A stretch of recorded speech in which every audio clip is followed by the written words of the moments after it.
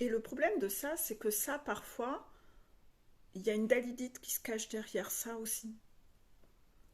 Par exemple, vous allez vous mettre à faire de la peinture, de l'art, hein, pas comme moi, je fais de la peinture de boiserie ou des peintures extérieures de murs, non, non, de la peinture artistique. Mais en fait, ce que vous recherchez là-dedans, c'est encore de la dalidite, c'est d'être vu, c'est d'être connu, c'est d'être adulé, c'est de recevoir des compliments sans arrêt. Et en fait, vous ne faites plus les choses par plaisir. Donc vous partagez ce que vous faites, mais c'est dans une course au like. C'est encore pour de la reconnaissance. C'est pour. Vous pourriez même en vouloir à des gens proches de vous qui ne se manifesteraient pas à aimer vos peintures. Vous allez vouloir aller faire des expositions, mais il y a beaucoup ce truc de vouloir impressionner. Donc vous êtes toujours en train de parler, ah j'ai fait une exposition, voilà. Vous voulez qu'on soit fier de vous, vous recherchez de la reconnaissance, vous avez peur de manquer de reconnaissance, d'amour, vous êtes encore en quête à l'extérieur et il y a de la délidite et ça se voit comme le nez au milieu de la figure. Donc en fait, c'est pas un loisir, c'est vous avez utilisé une opportunité de quelque chose qui aurait pu être un loisir pour en refaire un sujet de dalidite et encore pour réalimenter votre narcissisme en fait. Et tout est comme ça dans vos habitudes.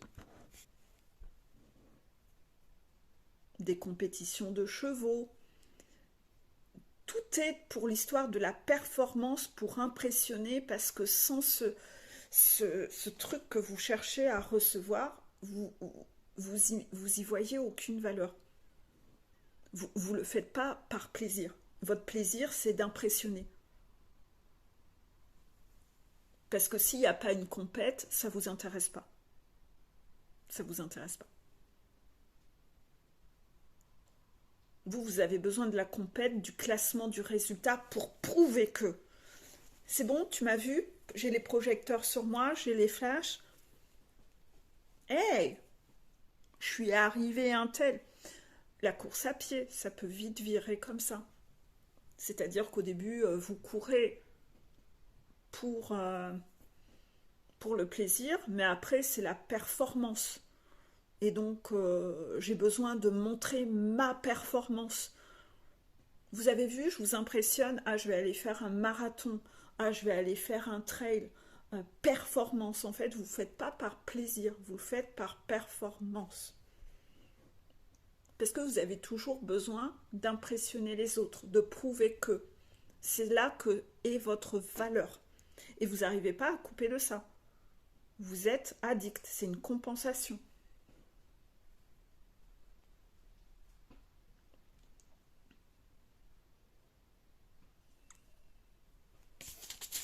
J'espère que ça vous aiguille pour décider.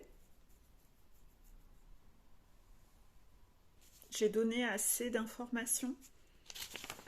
Le reste, ça sera pour une vidéo pour le prochain portail, puisque visiblement le prochain portail commence déjà à se profiler. Moi, je pense que j'ai déjà eu les défis autour de ça, ce qui n'empêchera pas que j'aurai des défis pendant le portail aussi. En tout cas, souvent on me teste déjà avant. Je vais toujours sortir mon petit cahier avec des extraits de livres et je tombe sur deux phrases. Trois, d'accord. La première phrase dit: la tristesse est causée par l'intelligence. Plus tu comprends certaines choses, plus tu souhaiterais ne pas les avoir comprises. Peut-être que sur le coup, tu aimerais ne pas les avoir comprises, mais d'un autre côté, les avoir comprises va te permettre de guérir de quelque chose et de lâcher quelque chose. Donc pour moi, je trouve que c'est toujours utile. J'ai pas eu réellement de problème comme ça sur ma montagne. Non, moi je réagissais pas comme ça. Après, j'ai un tempérament très positif quand même. Je m'en rends compte. Je n'avais pas conscience de à quel point j'étais quelqu'un de positif. C'est à force de rencontrer des gens justement en consultation, de voir que beaucoup de gens sont le contraire, de voir que, ah ouais, et sans être positif toxique, hein, c'est pas un positif d'aveuglement, hein, non. Mais je pense que, alors, sans prétention, surtout pas, en plus vous me connaissez, je suis plutôt du genre toujours à me baisser ma valeur, mais franchement, ah, en plus je le fais naturellement, donc là je vais avoir un bon point. Euh, je pense que je n'ai pas encore rencontré quelqu'un qui soit aussi positif que moi. Parce que quand je rencontre parfois des gens positifs, c'est du positif, du fake, hein. C'est du faux positif. C'est un positif qui est dû à un aveuglement. C'est je m'aveugle, donc oui, c'est sûr que si vous changez les faits et que vous vous aveuglez, c'est facile d'être positif. Mais moi, je suis quelqu'un, c'est vrai, j'ai pris conscience, grâce à vous, de combien j'étais positive en comparaison. Alors que franchement, je ne pensais pas. Du fait que j'étais sensible et fragile, vulnérable, je me pensais être négative, mais en fait, pas du tout. La sensibilité n'est pas liée à ça. Je suis sensible, enfin, je le suis moi. Je suis passée d'hypersensible à sensible, et malgré que je vois les faits, je reste positive. Je suis vraiment quelqu'un de positif, je le vois clairement. Et donc, en fait, moi, je voyais jamais le fait que j'aurais pas aimé savoir. Non, non, moi, je trouve qu'il y a toujours du positif à savoir. Voilà.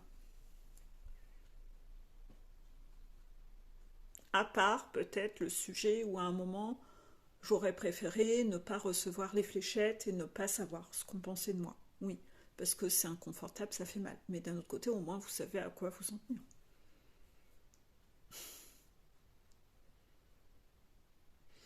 Deuxième phrase, appréciez d'échouer et apprenez de l'échec car on n'apprend rien de ses succès. Appréciez d'échouer et apprenez de l'échec car on n'apprend rien de ses succès. Clairement, c'est en se vautrant, c'est en trébuchant, on apprend toujours. Vous faites de la cuisine, quand vous allez louper votre recette, vous allez toujours voir pourquoi vous avez loupé. Vous allez en tirer une leçon pour la prochaine fois. Enfin, c'est dans tout ça.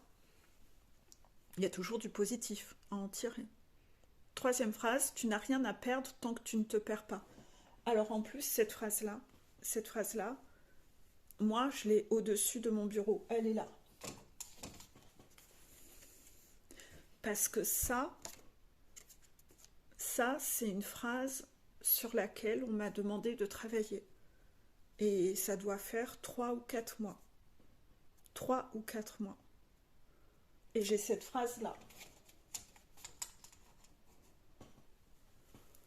Et je sais plus du tout pourquoi j'ai eu à travailler là-dessus. À un moment où j'étais frustrée de quelque chose, et les guides m'ont dit, tu n'as rien à perdre tant que tu ne te perds pas. Et en fait, c'était un peu la phrase où en gros les guides me disaient, à chaque fois que tu es frustré, répète-toi cette phrase.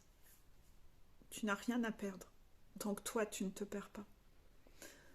Parfois, c'est mieux de ne pas avoir certaines choses. Parce que ça pourrait vous perdre. Il y a une sorte de danger.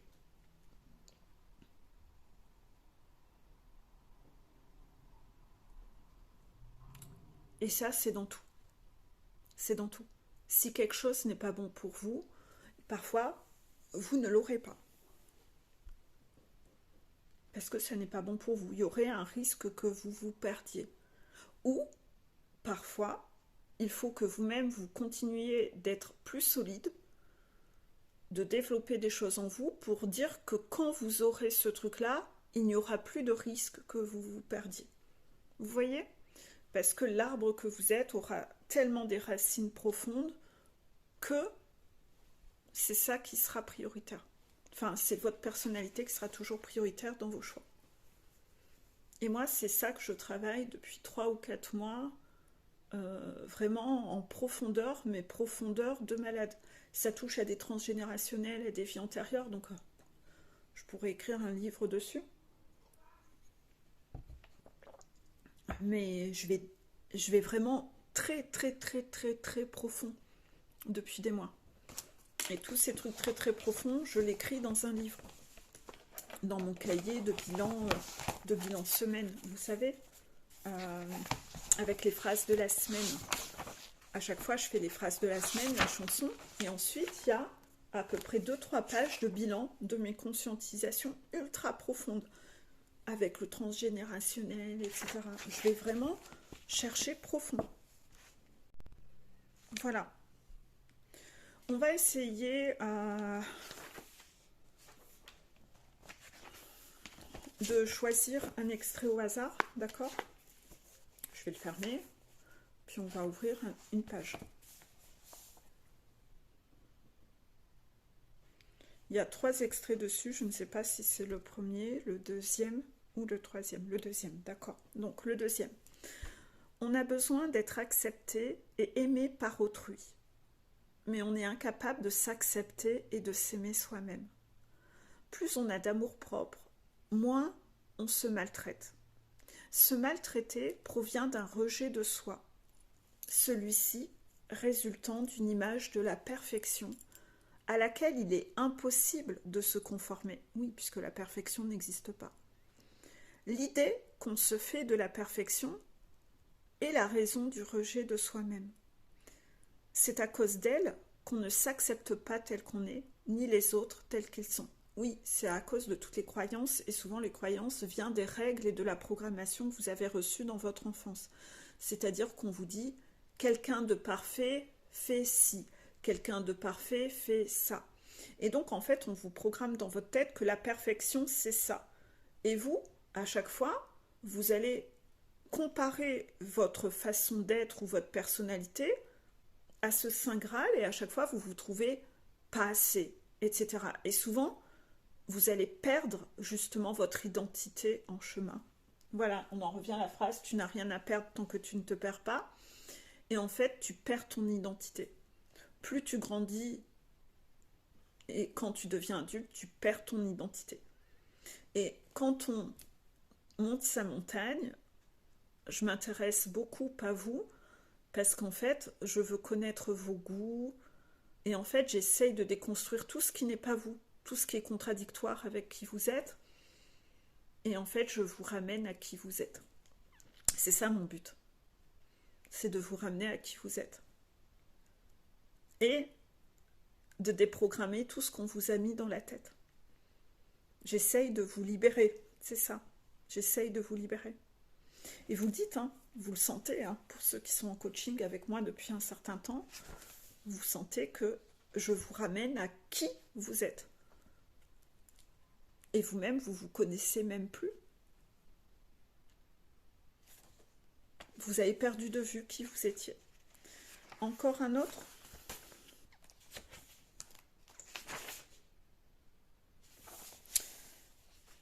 C'est celui-là. Formuler une demande concrète, réaliste, positive et négociable. Même si, comme nous l'avons vu, certains de nos besoins ont davantage besoin d'être reconnus que satisfaits, nous avons quand même souvent à cœur d'en satisfaire un bon nombre. Nous contenter de la conscience de nos besoins sans savoir qu'en faire concrètement risquerait de nous laisser dans un monde virtuel peu satisfaisant, une sorte de quête insatiable. Par exemple, j'ai besoin d'amour, j'ai besoin de reconnaissance, j'ai besoin de compréhension, mais je ne mets jamais rien en place moi-même pour y arriver. J'attends qu'on prenne soin de moi. C'est un extrait, l'extrait d'avant, si je ne l'ai pas dit, c'était des 4 accords Toltec, toujours livre pépite sur lequel je reviens régulièrement.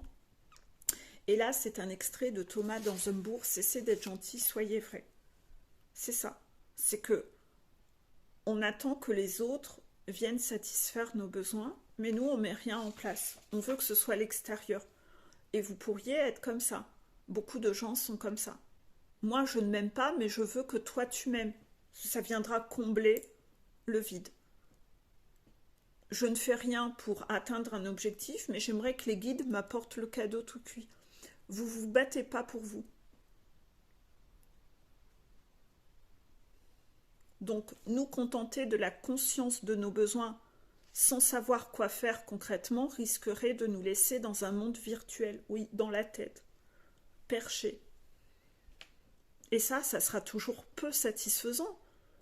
Il vous faut des résultats dans la matière, oui.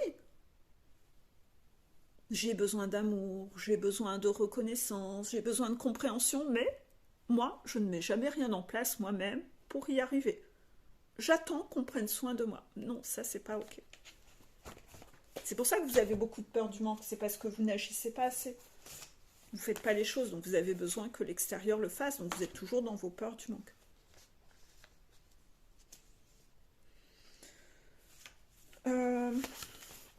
Des anecdotes, visiblement, mais je pense qu'on va pas aller trop loin et trop longtemps, parce que la vidéo fait déjà 47 minutes. Ou pas tout à fait, parce que je pense pas avoir arrêté le chrono pendant que j'étais allée chercher mon café. On va faire des petites anecdotes que j'ai eues en coaching.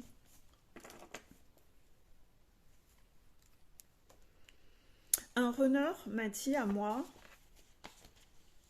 comment on peut être méchant avec quelqu'un comme toi, Peggy, qui aide avec autant d'humanité.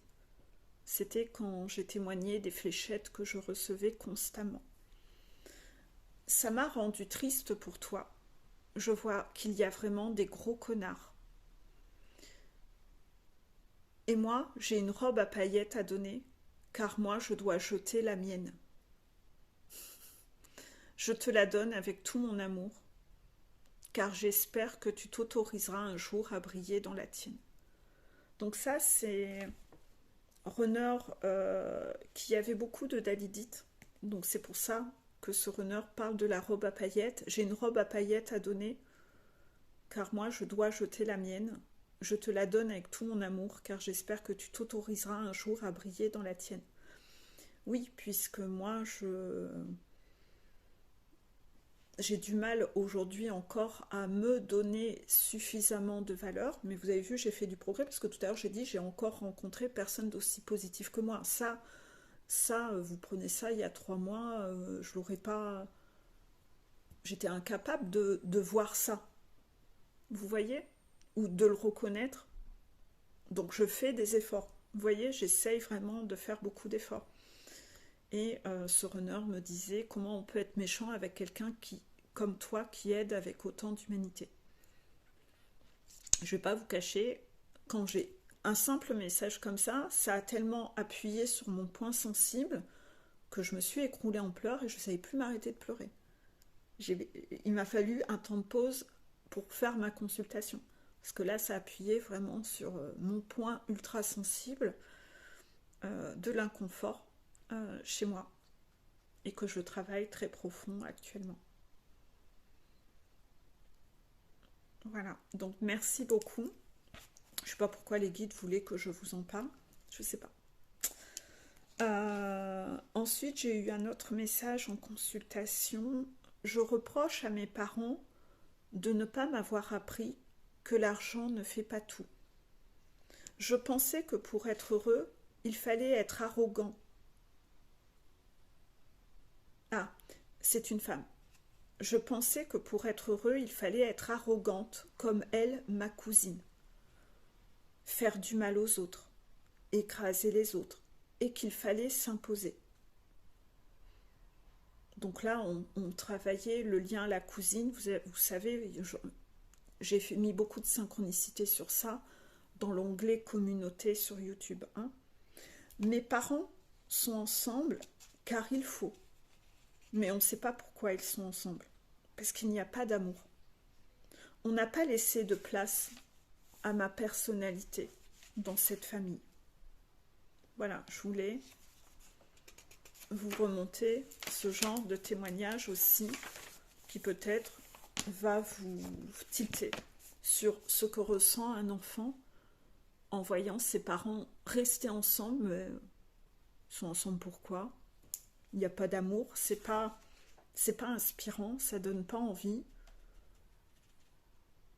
et ses parents n'ont pas laissé de place à sa personnalité, et surtout on ne lui a pas appris que l'argent ne faisait pas tout. On avait appris, voilà, comme si l'argent c'est ça qui fait tout, pas du tout. Et donc cette personne est obligée de tout déconstruire. Je pensais que pour être heureuse, il fallait être arrogante, comme elle, ma cousine, faire du mal aux autres, écraser les autres, qu'il fallait s'imposer. J'ai aussi eu un retour d'un runner qui a une cousine, qui côtoyait beaucoup cette cousine et qui me dit que le cercle de copines de cette cousine, c'était vraiment le clan des pestes. C'était vraiment des pestes. Et donc, ce runner se sentait rejeté. Parce que différent de ce groupe de pestes. Pas assez. Vous voyez ? Donc, est-ce que ça va vous donner une piste à vous sur cette notion de cousine ? Parce que là, ça fait déjà plusieurs témoignages sur des cousines. Vous avez vu ? Groupe de peste, condescendant, on écrase. Quelle influence ça a eu sur vous? Et est-ce qu'aujourd'hui, vous cherchez encore votre valeur parce que cette cousine vous a fait du mal quand vous étiez enfant? Ou vous a fait croire que vous n'étiez pas assez, donc aujourd'hui, vous cherchez toujours à montrer que. Ou à être accepté par ce clan. J'ai eu une forte contraction. C'est pour vous donner des petits axes. J'ai une chaser qui m'a dit qu'elle était heureuse parce que avant, elle avait cette sensation que si un jour elle était coupée de son runner, elle ne saurait pas survivre à cette douleur et qu'elle en mourrait. Voilà, elle pourrait en mourir. Je lui ai dit, c'est typiquement tout ce que les chasers ressentent à un moment. Pour eux, c'est inconcevable. Et ça, c'est ce truc qui tient dans le lien, qui fait que j'ai l'impression que tu vas me retirer mon cœur. C'est pas possible, en fait. Donc, s'il y a des runners qui regardent, vous comprendrez peut-être certaines réactions étranges ou excessives qu'ont eu vos chasers à une époque. C'est ce truc viscéral, et c'est vraiment une angoisse terrible qui les prend aux tripes à un moment. Et essayez, pour comprendre ça, de voir, vous, avec qui vous auriez pu le vivre. Ou avec quoi. Si vous, c'est, si je perds ça, je ne vais pas survivre. Et vous comprendrez ce que le chaser a ressenti. Et si vous lui reprochiez certaines attitudes, bah vous comprendrez mieux pourquoi le chaser, dans cette période-là, réagissait comme ça. La montagne lui fait travailler la blessure d'abandon et le chaser, après, c'est bon, guéri de ça. Voilà. Au cas où des runners auraient peur de ça, hein, c'est important de vous rassurer. Voilà. Un runner m'a aussi avoué, c'est vrai, je m'entourais que de gens fuyants et hypocrites qui ne disaient rien. C'était très confortable pour moi, le fait qu'ils disaient rien et qu'ils étaient hypocrites. Comme ça, comme c'était des gens hypocrites, je n'avais aucun reproche, je n'avais pas à vivre l'inconfort de critiques. Mais parfois, vous savez, ces gens, ils le disaient par derrière, hein, donc voilà. Ou ils disaient rien, c'est pour encore en tirer un profit et vous utiliser sur autre chose, vous voyez. Donc en fait, ça n'a pas que du positif, hein, de côtoyer des gens hypocrites. Je pense que cette vidéo va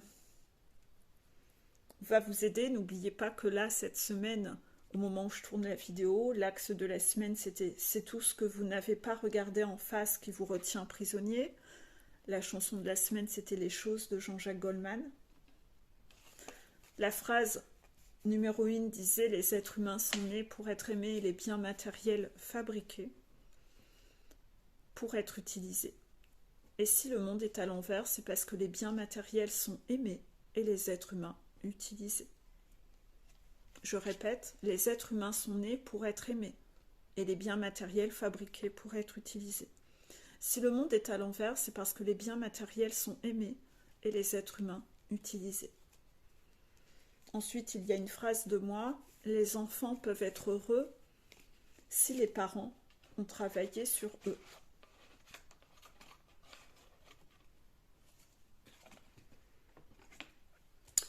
pouvez cacher aux autres une action répréhensible, mais jamais à vous-même. Phrase de Socrate.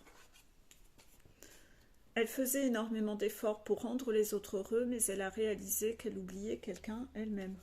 J'ai beaucoup rigolé sur cette carte. J'ai écrit un article en parlant du syndrome de Sauveur. Et en fait, cette phrase, c'était une phrase qui, à l'époque, au début, je mets que la phrase et je fais pas d'article. Et quand j'ai posté cette phrase au début, tout le monde le partageait un peu en mode « Ah, je suis exactement comme ça. Je me suis oubliée. J'ai fait passer tout le monde avant moi. Vous avez vu, je suis une belle personne, je suis une belle personne. » Et là, tout le monde partageait à fond pour faire un peu de dalidite sur son profil. Et là, j'ai mis l'article. Et l'article, j'ai écrit que avoir le syndrome de Sauveur, c'est pas ça, avoir de la valeur. C'est un signe que vous êtes dysfonctionnel. Et qu'il y a une peur du manque et que vous recherchez quelque chose. Mais en tout cas, il y a quelque chose à guérir. C'est le signe que vous n'êtes pas guéri. Et là, maintenant que j'ai ajouté l'article, vous savez combien j'ai eu de partage? 0.